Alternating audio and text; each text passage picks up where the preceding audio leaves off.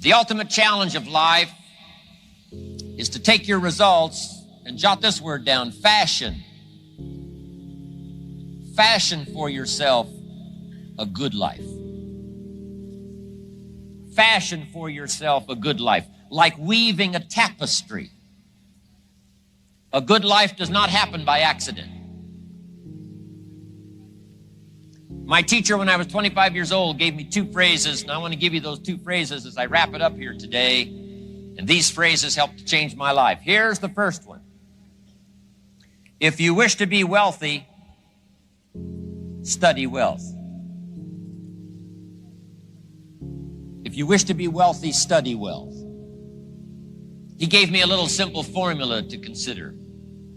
A wealth formula. The first 6 years of my life, I wound up broke. First 6 years of my economic life, I wound up broke. Second 6 years of my economic life, I wound up rich. He gave me a whole new economic philosophy. I studied it. I practiced it. I became wealthy. But here was the second phrase he gave me. If you wish to be happy, study and practice the art of happy living.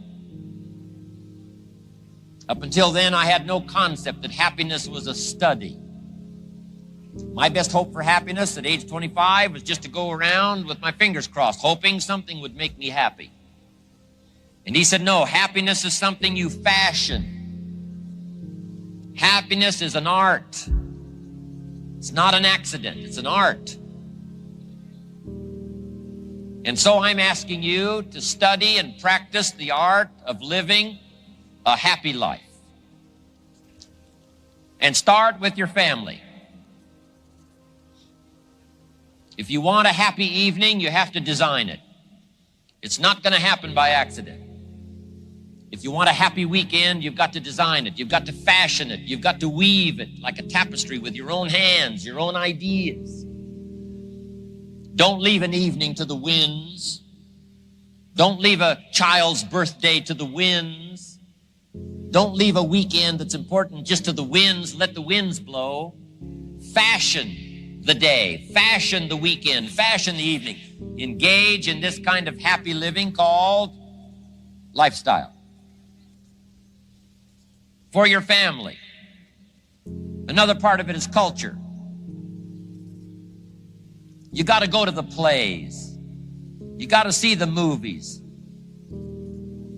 You got to go listen to the orchestra, the symphony.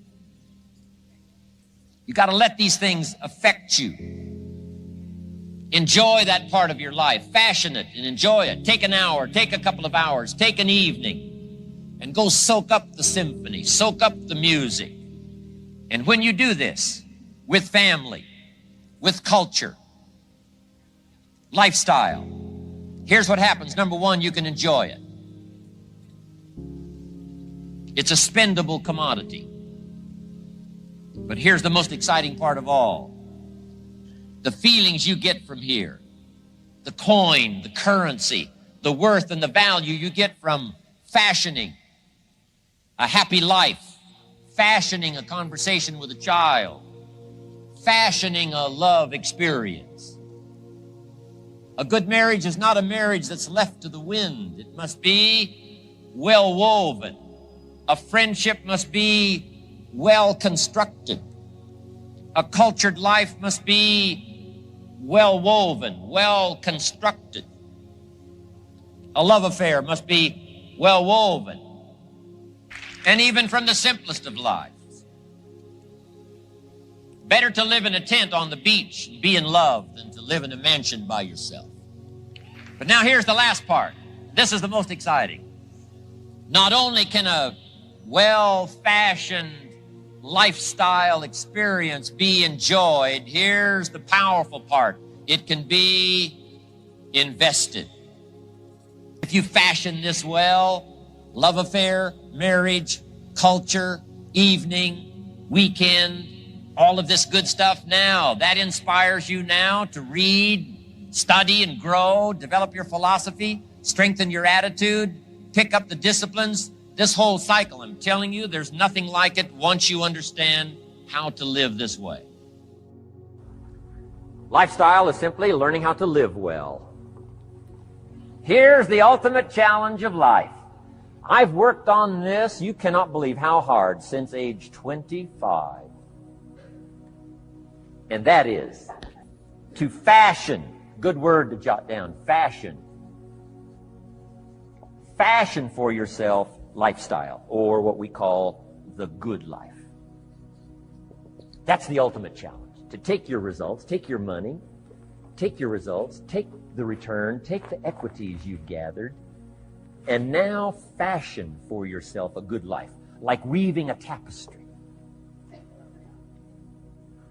And Mr. Shoaff gave me all kinds of examples on lifestyle. He gave me two phrases that helped change my life. In case you have to leave early, let me give you these two phrases. It'll be worth the price of coming and being here today. Just take these two phrases home, in case you have to leave early. Here's number one. Shoaff said, Mr. Rohn, if you wish to be wealthy, study wealth. When he said that, I said, my gosh, I don't know anybody that studies wealth. Where am I going to learn it? He said, never mind, Mr. Rohn, now that you've met me, if you'll be with me for a while, he said, and if you'll commit yourself, he said, I will teach you. And he taught me. He taught me the books. He taught me the stuff. Changed my life. By the time I was 31, I was a millionaire. The man taught me well. If you wish to be wealthy, study wealth. If you were to show me your present economic plan, in a personal conversation between you and me, you say, Mr. Rohn, let me disclose for you my current economic financial plan for the future. Would I get so excited, I'd say, hey, I'm going to go across the country and lecture on your plan? And if the answer is no, Mr. Rohn, you probably wouldn't want to go across the country and lecture on my plan. Here's my question to you. Why not? Why wouldn't you have a superior, powerful financial plan that's taking you to the places you want to go? I'm asking you, if you find yourself caught like I was at age 25, make the personal commitment today and say, I'm going to study and I'm going to change. And 5 years from now, nobody's going to be able to say, how come you don't have a superior plan living in a superior country with superior opportunity? Nobody's going to be able to say that 5 years from now. If you'll make that commitment, I'm telling you, this will be one of the most exciting days of your life.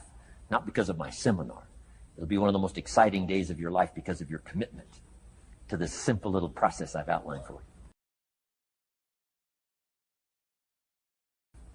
Here was the second phrase. Mr. Shoaff said, Mr. Rohn, if you wish to be happy, study happiness. I didn't know happiness was a study. My best hope for happiness at age 25 was to just go through the day with my fingers crossed. Hoping somehow something would make me happy. Shoaff said, no, Mr. Rohn, happiness is not something you postpone. Happiness is not something off in the future. Happiness is something you design. You've got to get the word. Happiness is something you design. Happiness is a study. Happiness is a practice. Happiness is an art. It's not an accident. It's an art. And anybody that wants to can study, practice the art of happy living. Happiness is like culture. Money doesn't make you cultured, but culture is within the grasp of all of us. How much is a book on sophistication in the marketplace? $4,000? No, $40. I'm telling you, in America, everything's available. Everything's within reach.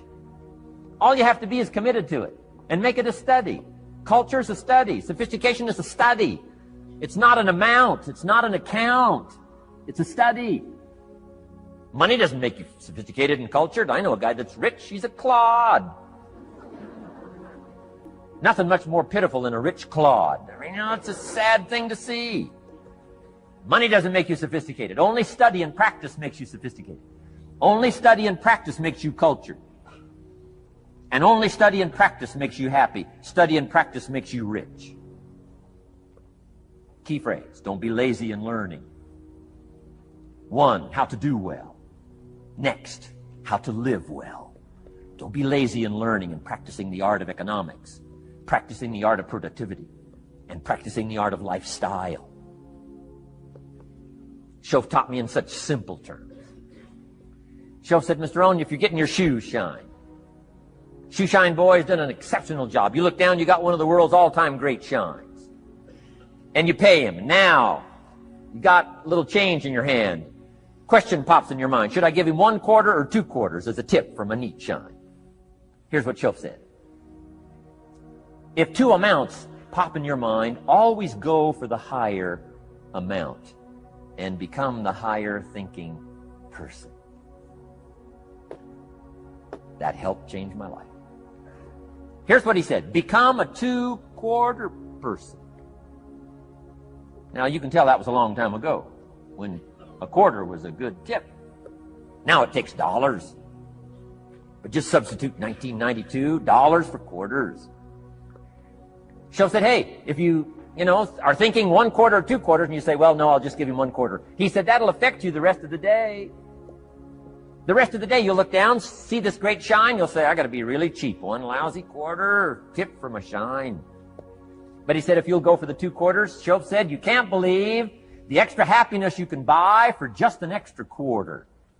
That's called studying and practicing the art of lifestyle, which means living well. Money doesn't make you happy. Father wads up a $20 bill, throws it at his son, and says, if you need the darn stuff that bad, take it, just get out of my face. How sad, a father with money and no joy. He studied economics, but he never studied joy. I'm asking you to turn that around. Turn that all around. I did a seminar one time, St. Louis, Missouri. When I finished a seminar like this, a man walked up and said, Mr. Rohn, you've really gotten to me. He said, I'm going to change my philosophy. I'm going to change my attitude. I'm going to change my life. I'm going to change everything. He said, you've touched me today. And he said, you'll hear about me. You'll hear my story someday. I said, okay. Right? A lot of people, right, say things. Sure enough, a few months later, I come back to St. Louis, did another seminar. When I finished my seminar, I saw this man come walking up. I didn't remember his name, but he said, I'm sure you'll remember me as the man who said, I'm going to go make some changes. You've touched me today. I said, I do remember you. He said, I'm telling you, things are already happening for me. I cannot believe in just a matter of months. He said, one of the things I decided to change was my relationship with my family. He said, my wife and I have 2 lovely teenage daughters. Parents couldn't ask for any more beautiful, lovely daughters. And he said, I'm the only one that's given them trouble. He said, these daughters of ours have never given us any trouble. He said, I've usually been the one all these years, given all the trouble and all the stack. He said, my daughters love to go to the rock concerts, and I'm always giving them trouble. They have to beg me for the money. He said, I don't want you to go. You stay out too late. Music's too loud. You're going to ruin your hearing. You won't be able to hear the rest of your life. And he said, I just get on their case. And he said, they keep begging. Finally, when they beg long enough, I say, all right, here's the money. If you have to go that bad, just go. He said, that's how I've been up until now. But he said, after I left your seminar, I decided to change all that, called lifestyle, living well. He said, you won't believe it. Not long ago, I picked up the newspaper, and I saw an advertisement, and I knew my 2 daughters, it was one of their favorite performers, was coming to town. He said, guess what I did? He said, I went down and bought the tickets myself and brought them home, put them in an envelope. And when I saw my daughters later that day, he said, I handed them this envelope, and I said to my 2 lovely daughters, you may not believe it, but inside this envelope are 2 tickets for the upcoming concert. They could not believe. And he also added, you'll be happy to know begging days are over. Now they cannot. He said, now don't open the envelope till you get to the concert. They said, okay. So they go to the concert, come concert time, open up the envelope, hand the tickets to the usher. He says, follow me. And he starts down front. The girls say, hey, hold it. Something must be wrong. He takes another look, says, no, nothing's wrong, follow me. 10th row, center. Now they cannot leave. 10th row, center. The only tickets they were able ever to beg for was, right, 3rd balcony, can't see. He said, I stayed up a little late that night. Sure enough, a little after midnight, my 2 daughters come bursting through the front door. One of them lands in my lap. The other one's got her arms around my neck. They're both saying, you got to be one of the all-time world's great fathers. He said, Mr. Rohn, you're right. I can't believe. Same money, different father. He said, I've started making the changes, and I decided to start with my teenagers, my girls. He said, what a difference it's making in my life. And I'm telling you, you can do that with your lifestyle. You can do it with your sales career. You can do it with your management career. You can do it with any part of your life. If you're looking for equities, unmatched. Do not curse the only thing you have. Don't complain about the only thing you have, which is seed and soil, sunshine, rain, miracle, and seasons. But start changing and processing and evaluating things like we're covering today, and this process of change will take off for you.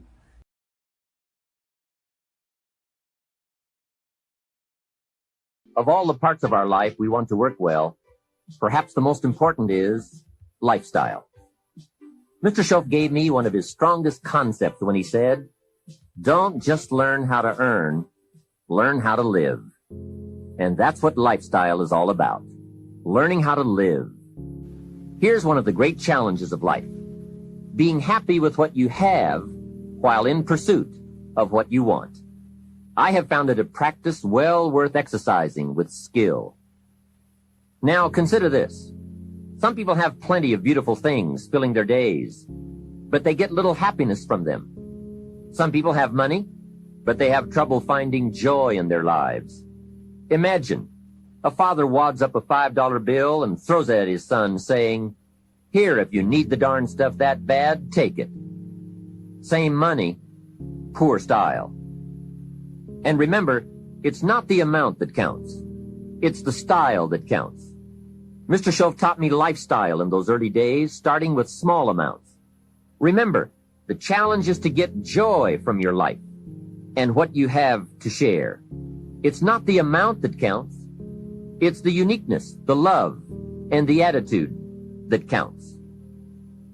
Even people of modest means can experience a sophisticated lifestyle.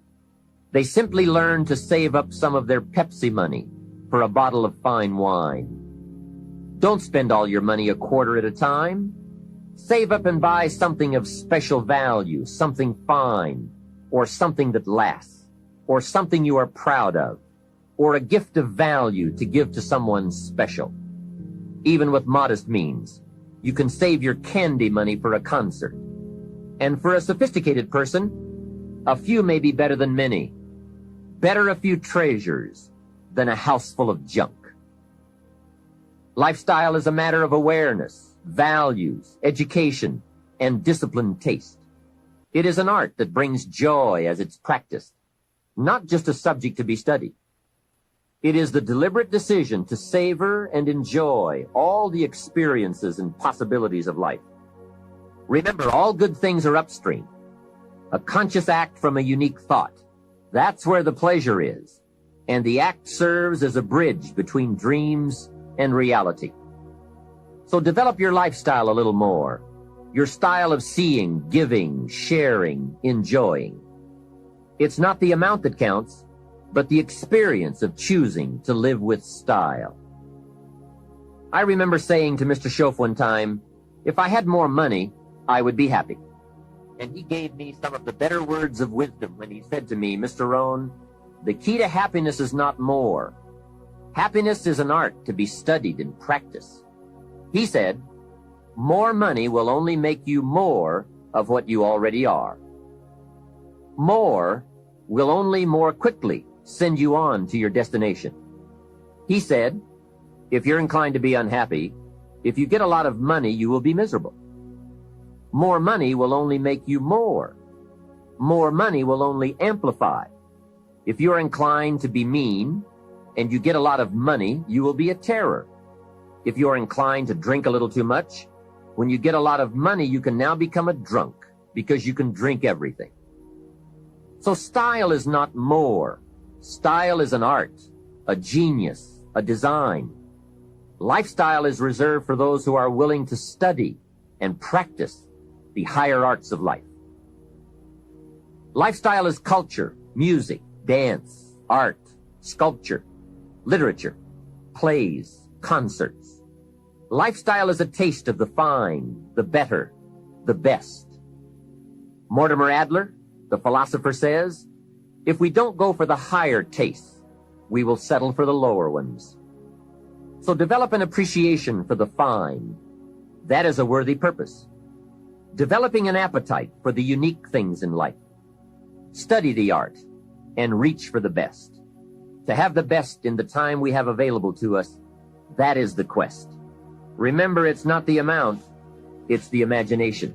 My lady and I were on a trip to Carmel, California one sunny summer day to do some shopping and exploring. I stopped to have the car serviced at a gas station. This young man, about 18 or 19, I would guess, came bouncing out to the car with a big smile, and he said, "Can I help you?" I said, "Yes. A full tank of gas, please." Well, not only did he fill the tank with gas, he checked every tire, washed every window, even the moonroof, checked everything, and all the time he was working, he was whistling and singing. My lady and I couldn't believe all the service and his obvious happiness. The young man brought me the bill, and as I was signing it, I said, "Hey, you really have taken good care of us. I appreciate it." And he said, "I really enjoy working. It's fun for me. I get to meet nice people like you." We couldn't believe it. This kid was something else. I said, "My lady and I are going to Carmel, and we want to drink one of those $2 milkshakes on the way up there. Where is the nearest Baskin-Robbins?" He said, "That's a great idea. Baskin-Robbins is just a few blocks away." And he told us where to find it. And he said, "Don't park out front. Park around to the side so your car won't get hit." What a kid. So we drove to Baskin-Robbins, walked in, and checked the flavor board, and ordered milkshakes. However, instead of ordering 2 milkshakes, we ordered 3. Then we drove back to the station. The young kid dashes out to the car again and says, "Hey, I see you got your milkshakes." I said, "Yes, and this one is for you." When I offered it to him through the window, he couldn't believe it. He said, "For me?" I said, "Sure. With all the fantastic service you gave us, I couldn't leave you out of the milkshake deal." He said, "Wow, no one has ever bought me a milkshake." I said, "That's probably true. Have a nice day." Then I buzzed up the window and we drove away. When I looked in the rearview mirror, there he was, holding that milkshake, a big surprised smile on his face. Now, what did that cost me? Only $2. Hey, I've enjoyed and shared the memory of that experience 100 times. For just $2.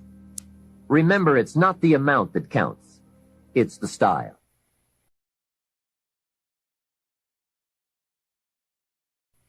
That same day, I guess I was feeling extra creative. When my lady and I got to Carmel, I drove straight to the flower shop. We walked inside, and I said to the florist, "I need a long stem red rose for my lady to carry while we go shopping around Carmel." She was some impressed. The florist said, "Well, we sell them by the dozen." I said, "I don't need a dozen. I just need one." He said, "That'll cost you a couple of dollars for just one." I said, "Wonderful. There's nothing worse than a cheap rose." I selected the rose, handed it to my lady, and said, "Here, carry this while we stroll around town." She was impressed. And the cost? $2. Just $2. A couple of hours later, we were having some refreshments, and my lady looked across the table and said, "Jim, I just thought of something." I said, "What's that?" She said, "I think I'm the only lady in Carmel today carrying a rose." I said, "That's probably true." For $2, can you imagine $2? Remember, it's not the amount. Hey, just 2 ideas and a total cost of $4 for unique experiences and sweet memories. Just 2 modest examples of how easy it is to put style in your life. Make sure you don't miss out. Don't miss anything you can enjoy. Be sure you live your life in style. Here's something else to think about. Did you ever hear where the expression tip came from? As in tipping the waiter or waitress in a restaurant. Mr. Schoaf taught me that it began as a symbol for the phrase, to ensure promptness. Now, Schoaf said, If a tip is to ensure promptness, when should you give it? Answer, up front. See, I didn't know that. I said, no, you have lunch, and if you get good service, you leave a good tip. If you get lousy service, no tip. And he said to me, no, Mr. Rohn. Sophisticated people don't take a chance on good service. They ensure good service by giving the money up front. I said, wow, what a way to live. I had never thought of that. So the next time you have someone special to take to lunch, call the waitress over, arm around the shoulders and say, here's $5. Would you take good care of me and my friend?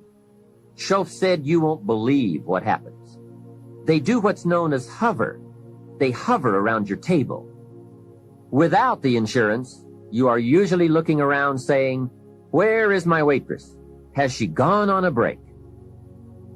Same money, different style. One last major point. Life in style is also life in balance. Make sure you pay attention to all the values and dimensions of your life.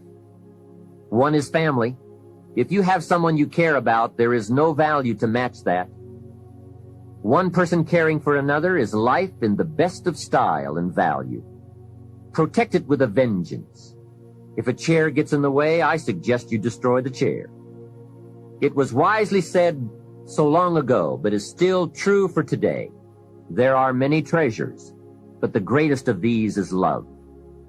Better to live in a tent on the beach and have a love affair than to live in a mansion by yourself. Ask me. I know.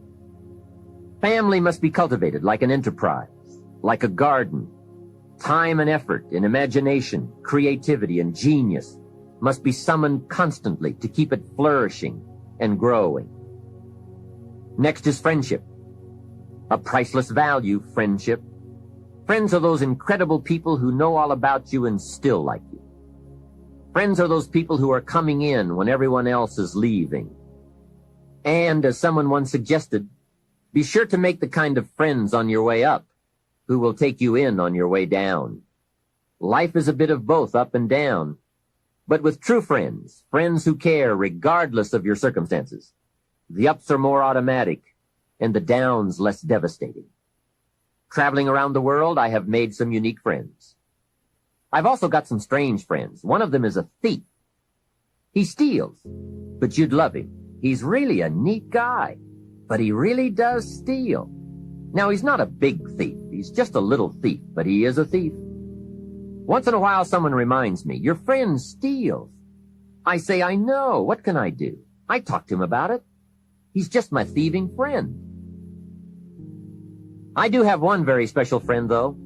If I was stuck in a Mexican jail and accused unduly, I would call this friend.